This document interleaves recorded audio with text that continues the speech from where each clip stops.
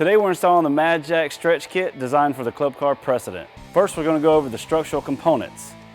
We have the frame extensions, the jounce bumpers and the jounce supports, the brake rod extension, a hardware pack, 2 side supports, a center frame support, and a cover floor plate. Now we're going to go over our finished trim pieces, rear grab bar, rear cup holders, a forward reverse bezel, a forward reverse sticker, 2 seat frame closeouts, and 2 seat frame side supports. We also have a new front seat frame, a front lean back cover plate, a threshold cover piece, and 2 new side floor mat retainers. Moving on to our harness extensions, you'll notice a new brake pad harness extension, light kit harness, 9-pin club car harness, a M-Core/FNR harness, as well as 2 M-Core 4 jumpers. Now let's get started.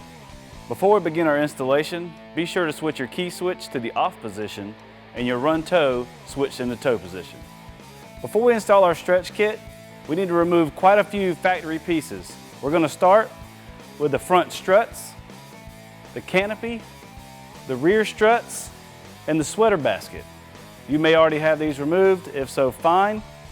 I also want to retain the front seat lean back, as well as the front struts and the hardware.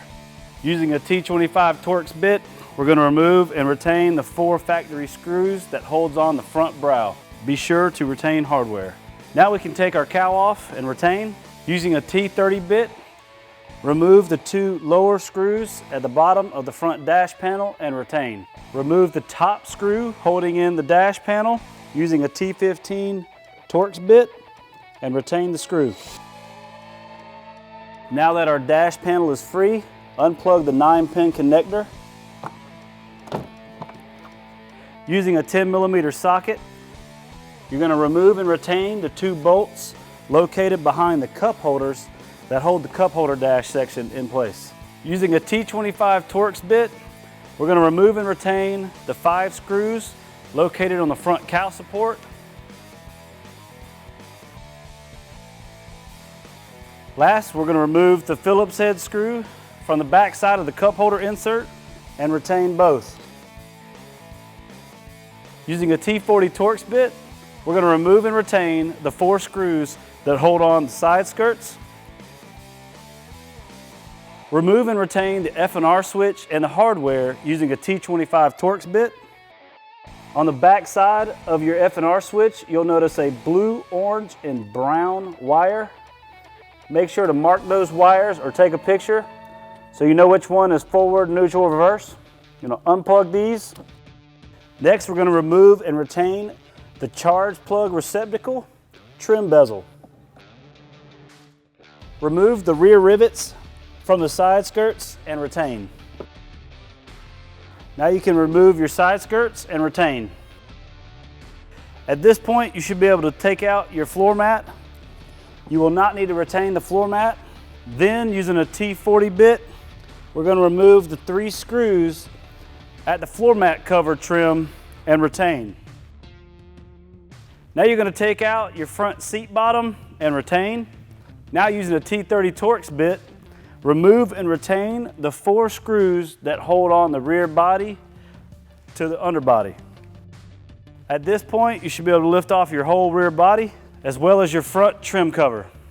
Using a T40 Torx bit, we're going to remove the 2 upper screws in the underbody as well as the 6 down the bagwell and retain.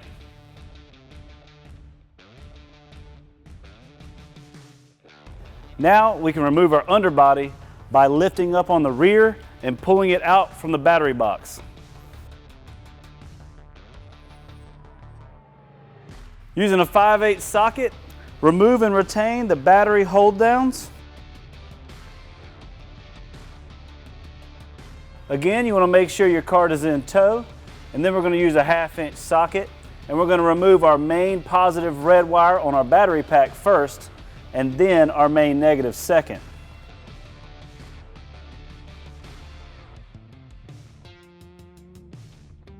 Now we can safely disconnect the rest of our batteries and take them out of our battery box. At this point, it's probably a good idea to take a picture of your battery pack and how it's set up.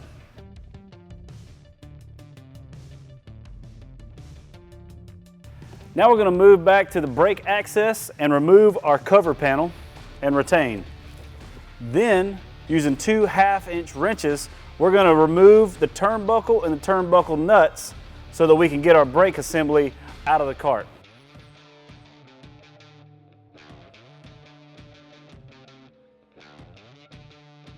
Now that you have your turnbuckle loose, to get the equalizer bracket off of the rear cables, you're going to pull up, push down, and let the cable slide out of the holes in the equalizer bracket. You're going to retain the equalizer bracket and the turnbuckle, but not the brake rod. We have an extended brake rod we're going to use in place of it.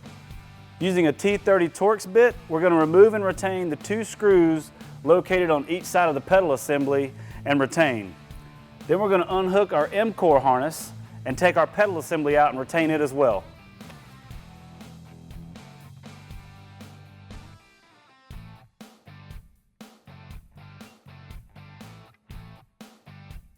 Now we're going to remove our M-core harness. Now we're ready to remove the cables from our motor. It's a good idea to take a picture of the setup here so that it makes it easier to hook up later. We're going to use a 1/2-inch socket and remove the A1 and the A2 terminals.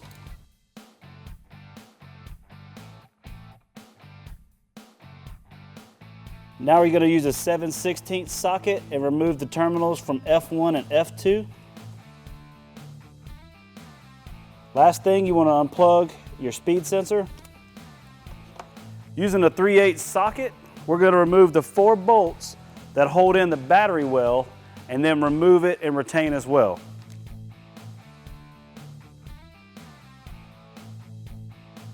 Now that you have your battery box and batteries removed and all the electrical components taken off of the cart, now is a good time to clean the cart. Now is also a good time to do any modifications, such as putting a new motor on or installing a lift kit. If you have a lift kit installed, you can skip this next step. We do recommend installing HD rear leaf springs though. For low pro street style carts, we're going to install jounce bumpers on top of the rear springs. You're going to take a 5/8 socket and remove the U-bolt from the rear axle on one side only to start with. Do not do the opposite side yet. You'll also notice that we have the cart lifted up on jack stands with the floor jack holding the rear axle and the front tires are chocked.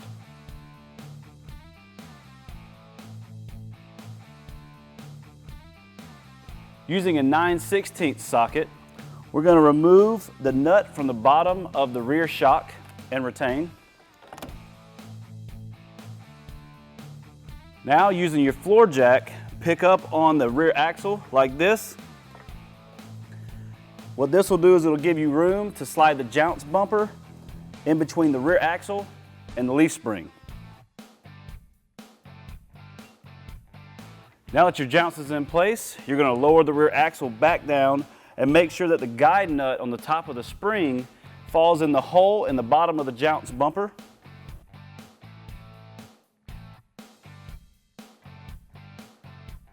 Now we're simply going to replace our shock plate using our retained hardware.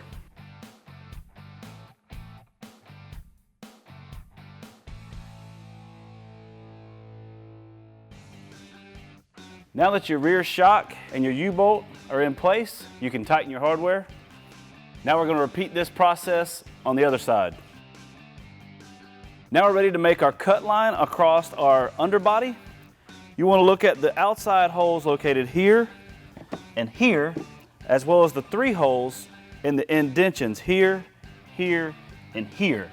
We're going to mark our line in between these holes, and that's where we're going to cut our underbody at.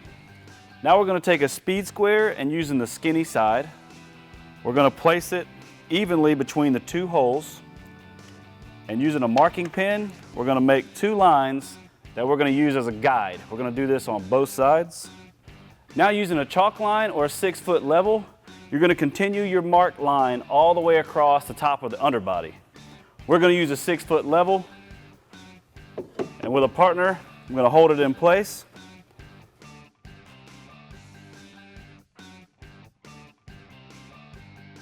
Now we're going to use a speed square and mark each side of the underbody following our line. We're going to repeat this on the other side. As you can see, we have our line all the way across our underbody. One thing you want to do is check and make sure that you're evenly split between the outer hole and the molded hole here.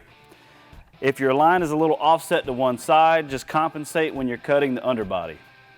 We're going to use an 8 to 10 inch blade on a reciprocating saw and our safety glasses. Another thing you want to keep in mind is that if you have any light kit harnesses or LED strip harness or anything, double check and make sure that it's pulled off the cart.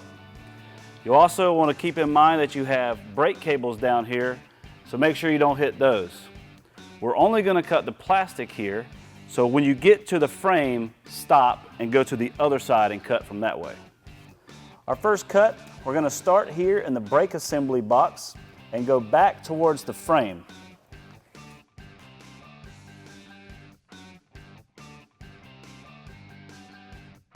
Now that we've hit our frame, we're going to start on the underbody here on the driver's side and work our way back to that side of the frame.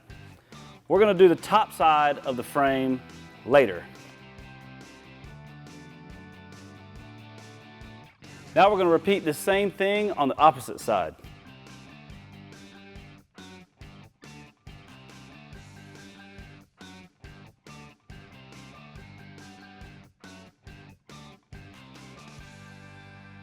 Now we're ready to cut the top side of the frame. We're going to cut along each side just a little bit so we don't cut into our metal too deep.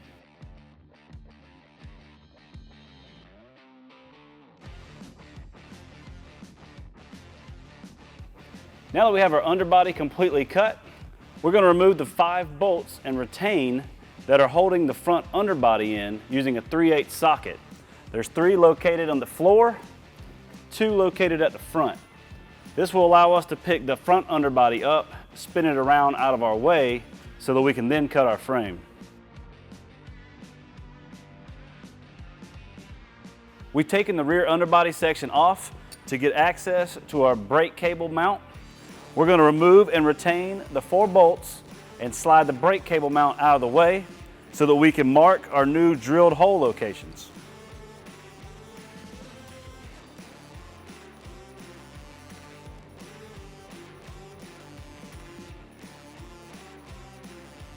Now, using a tape measure and a marking pen, we're going to mark 2 locations on our frame. The first location is going to be a drill point, and the second location is going to be where we're going to mark our frame to cut it. So we're going to take from the center of the rear hole here 4.5 inches to the front of the cart and make a center mark. Now we're going to go 5.5 from this rear hole to the front of the cart and make another mark center. The 5.5 mark again is where we're going to cut our frame, so we're going to take a speed square and we're going to mark a straight line across the frame. We're going to do the same thing down each side of the frame. Now we're going to go 7.5 inches from the rear hole and mark another drill point. We're going to mark one final drill point at 11 7/16 from the center of this rear hole to the front of the cart.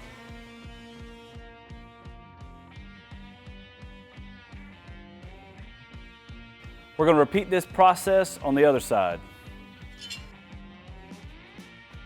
Now we're going to use a 21/64 drill bit and our safety glasses, and we're going to drill through the 3 points of the 4.5, 7.5, and 11 7/16. We're only going to drill through the top of the frame, not all the way through. We're going to do that later. We're going to repeat this process on the other side. Now we're ready to cut through our frame.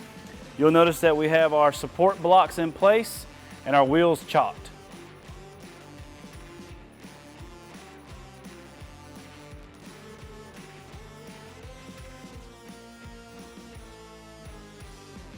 Now we're going to do the same thing on the passenger side.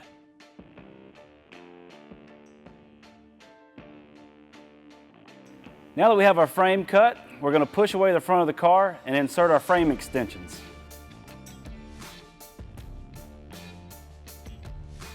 On the frame extensions, if you line up the frame extension cover in the holes here and here, You'll notice 3 holes left over in the back and 2 holes in the front.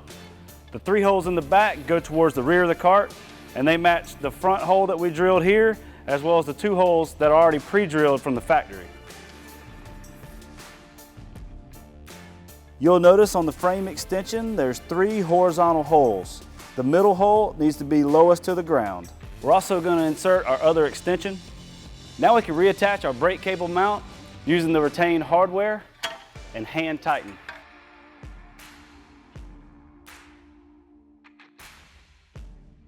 We're not going to fully tighten the hardware until we have all bolts in place. With our frame extensions attached to the rear of the cart, we're going to slide the front of the cart over the front of the frame extensions. Then we're going to take our 21/64 drill bit and drill down through the guided holes through the bottom of the frame of the cart. Be sure to wear your safety glasses. Now, using the supplied carriage bolts, insert them in through the front 4 holes and hand tighten. Moving back to the rear of the frame, we're going to finish drilling out our last hole here in front of the brake mount.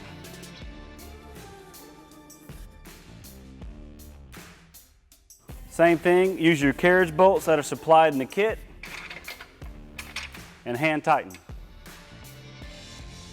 Using the remaining carriage bolts, insert them into the 2 holes located on each frame extension and hand tighten. When all the bolts are in place, use a hammer and set them flush so they'll grip whenever you tighten the nut. Now you can tighten your hardware.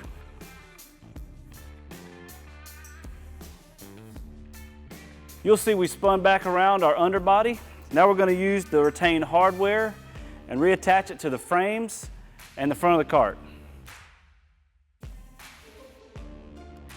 Using our extended brake rod, we're going to attach the equalizer bracket to it using the retained hardware. Hand tighten the hardware for now. We'll come back and retighten it later. You want to take your bracket and go vertical to insert the brake cables through the equalizer bracket, and then fall forward, and now your bracket's attached. Before we attach our turnbuckle, reattach the brake assembly using the retained hardware from earlier.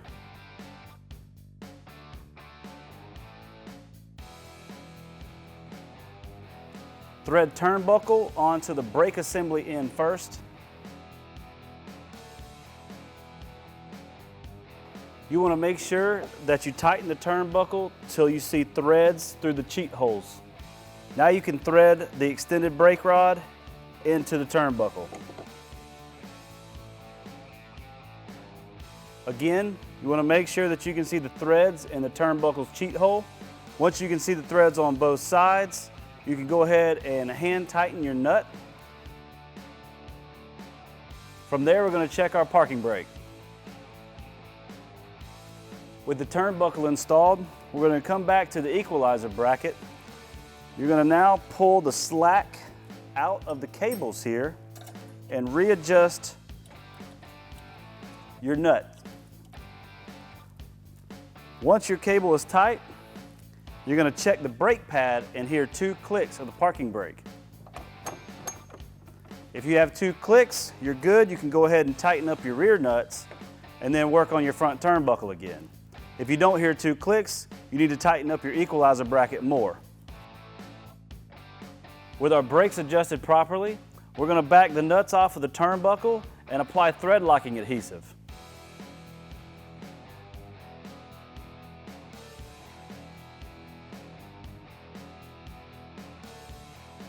Using the hardware from Pack 2, you're going to take your side supports and attach them through the outside of the frame only. You're going to go through the side support and into the one side of the frame, but do not go all the way through. Do not put hardware or anything on them. We're just going to insert them into the frame. The hardware is just to hold the side supports in place for now. On the center floor support, you'll notice 4 holes in the top. These 4 holes go towards the front of the cart. On each side of the center floor support, you'll see the 3 holes that are in the frame We're going to take the hardware that we put in the side supports, go through the frame and through these holes, and then hand tighten our hardware.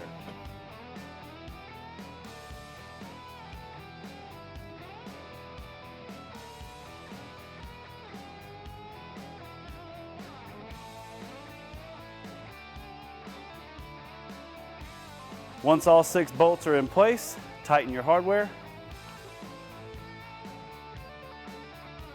Moving to the rear, we're going to take the rear section of the front underbody and place it on the frame. Then we're going to take the battery box, place it on top of that, and attach both with the retained hardware. Reattach your motor cables to the proper terminals.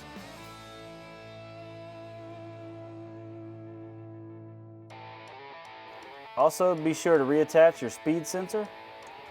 Now you can replace your battery pack.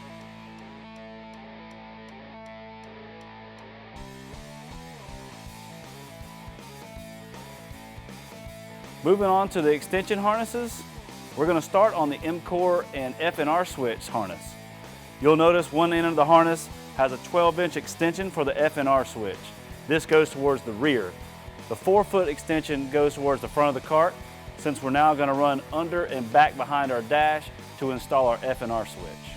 We're going to take the spade connectors here and attach them to the matching wires of the spade connectors coming out of the battery box. Next, since we have the black connectors on our M-Core, we're going to use the small jumper harness and attach the black connectors to the gray connectors on the harness.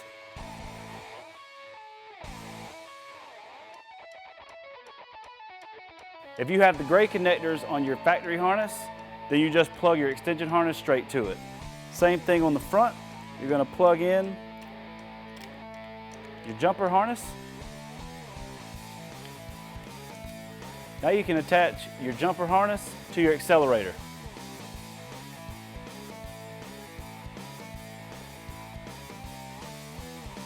Last thing, you're going to take the F&R switches with the extended side of the harness. You're going to route it through the brake channel hole, up through the front, and back here behind the column. Now, using the supplied zip ties, we're going to secure our harness to our V channel and our frame, but you don't want to fully tighten the zip tie yet. We want to make sure we have enough slack either way. We'll fully fasten them later.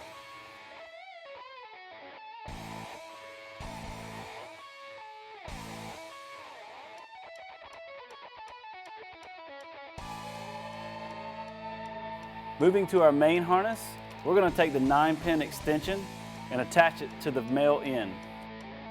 At this point, if you're running a light kit harness, you want to do so now. If you're installing this kit on a 2008.5 and older cart, you need to attach the 12-pin harness to the end of your pre-installed light kit harness.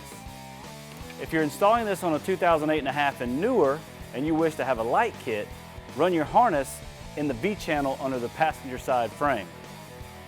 You're then going to take the 12-pin and attach it to the end of your bucket harness.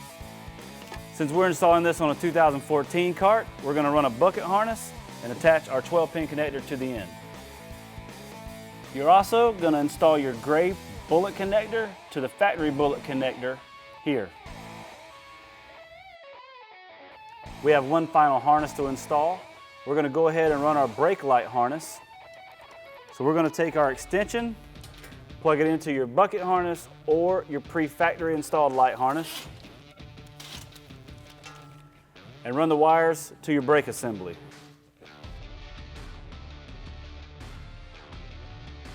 Now we're going to secure our harnesses using the rest of the zip ties.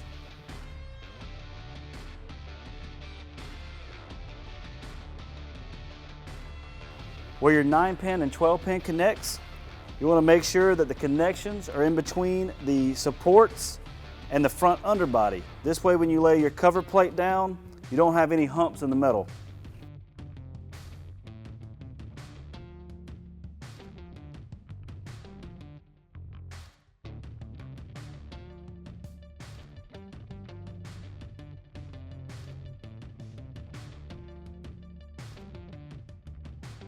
We've reattached our pedal assembly cover. Now we're going to take our floor cover plate and install it over the top of our supports and our harnesses. We're going to use 4 screws of 35mm length from pack 4 to hold this cover plate in place. Before we start the next step, you'll notice that we've installed a lift kit on the cart. Now's a good time to do so before you put your body kit back on. Now we're going to attach our threshold to our center floor pan and the front underbody using the hardware pack number 3 rivets. Center the threshold over the gap, and using a 3/16 drill bit, you're going to drill through the first hole. Make sure that you don't hit any wiring harnesses or your brake cable. Use safety glasses. Once you have your first hole drilled, install your first rivet. Once your first rivet's in place, continue to go down the threshold, working to make sure that each side is evenly spaced across the gap.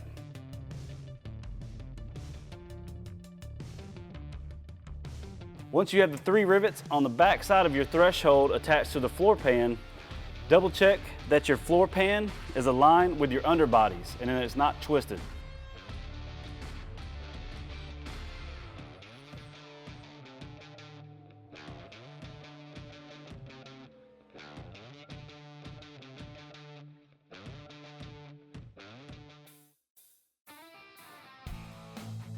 Remove the 4 bolts that we had holding the floor pan in and lay down your floor mat.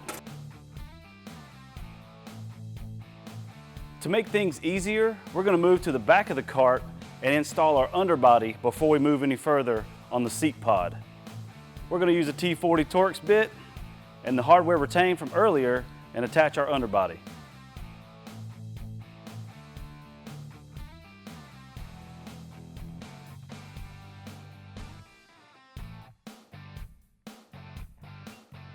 Using the hardware retained from earlier, reattach your floor cover plate. We're going to pull our mat back, put the floor cover plate in, and then tuck the mat into the floor cover plate.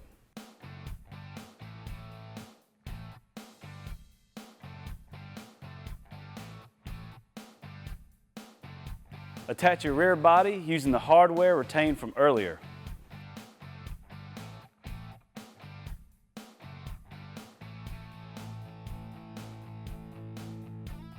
We're ready to cut our floor mat retainers. To do this, we're going to use the line from our underbody here and mark the retainer. We're going to put it in place, pick the retainer up a little bit to expose the underbody line, match the mark on the retainer, and then use a straight edge to come up the side of the floor mat retainer. Once we have our mark, we're going to cut it with a saw. There's a number of different ways to cut this side skirt. Whichever way you choose to do it, please use extreme caution. Once you have your side skirt cut, we're going to attach it to the front underbody. Then you're going to attach just the rear screw on the side skirt.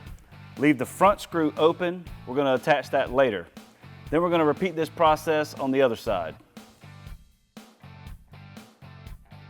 Attach the rear section of your side skirt using the retained hardware. Be sure to replace your charge port bezel. Now we're going to cover the old Ford reverse switch hole using the new bezel and the hardware retained from earlier. Now we're ready to install our new floor mat retainers. You'll notice on the back side there's an angled section here. This goes to the rear of the cart. The front of the floor mat retainer is square.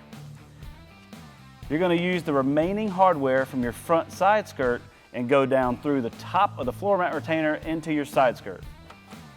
Using the remaining rivets from hardware pack number 3, we're going to secure the rest of our floor mat retainers. You're going to use a 3/16 drill bit and safety glasses.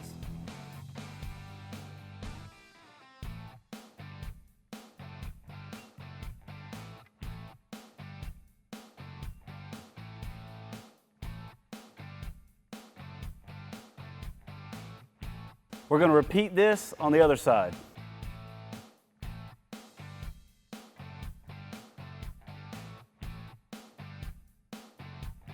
The first step to building our new seat pod is to attach the seat frame supports to the center plate. We're going to use the 8x35mm hardware and hand tighten. One more thing to keep in mind is the well nuts that are on the outside of the seat frame supports need to face the outside of the cart.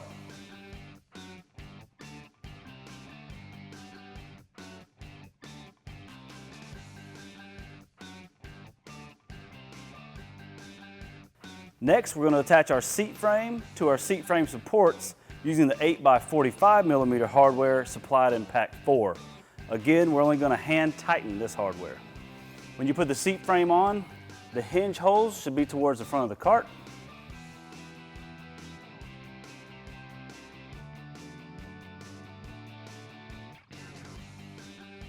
With the remaining hardware from pack number 4, we're going to attach our cup holder to the back side of our seat frame. Make sure the countersunk bolt is on the top side of the seat frame.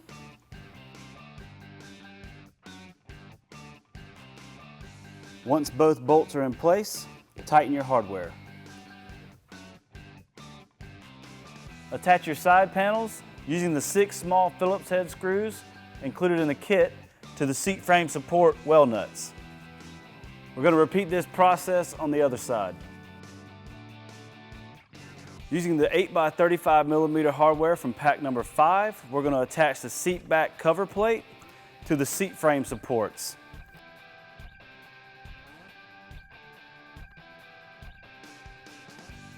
Once all 4 bolts are in place, then you can tighten your hardware. Next, we're going to attach the rear grab bar to the seat frame supports using the 8x40mm hardware from pack 5. Once all 4 bolts are in place, then tighten. Now that we have all of our seat pod pieces in place, before we put our seat cushions on, we're going to tighten up all of our loose hardware. Now you're ready to install your cushions. Put your seat back on using the hinge holes. Attach your front seat lean back to the seat back plate using the 6mm supplied hardware or your factory retained hardware.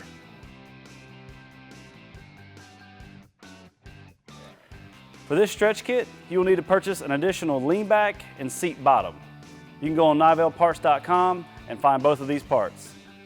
We've reinstalled our sweater basket, but if you're installing a seat kit, now's the time to do so.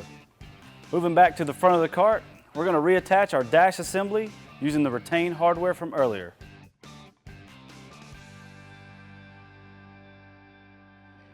Using the retained hardware from earlier, reattach your cowl support and your front fascia to the front underbody.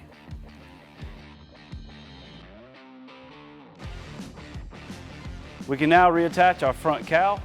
Reattach your front brow using the 4 retained screws from earlier.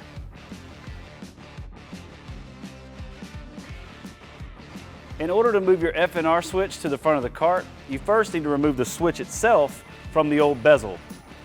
Push in the tabs on each side of the switch to remove it from the bezel. You do not need the bezel anymore.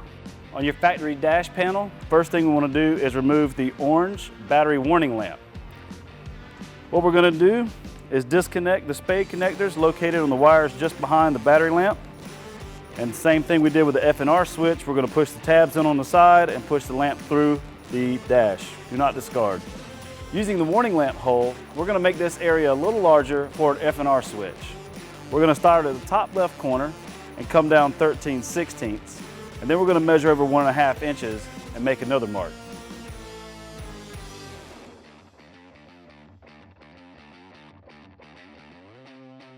Now we're going to make a new warning lamp hole.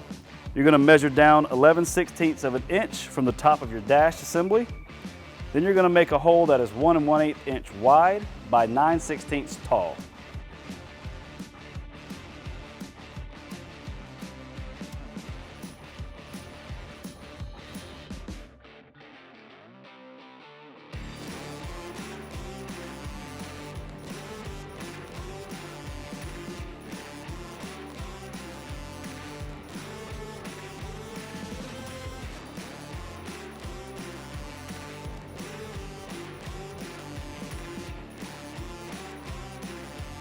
Refer to the diagram in your instructions or on the screen and double check your measurements before you cut. Using your safety glasses and a cutting tool, cut out your holes. Remember to always cut to the inside of your line. You can always take more out, but you can't add to it.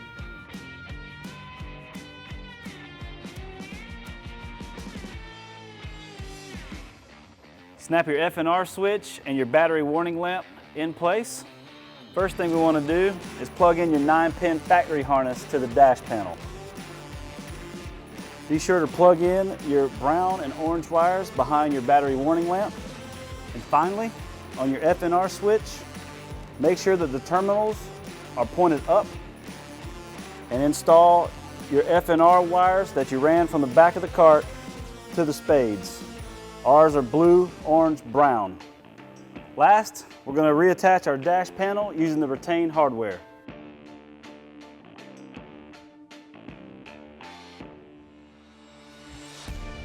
And finally, we're going to attach our Ford reverse sticker to our switch.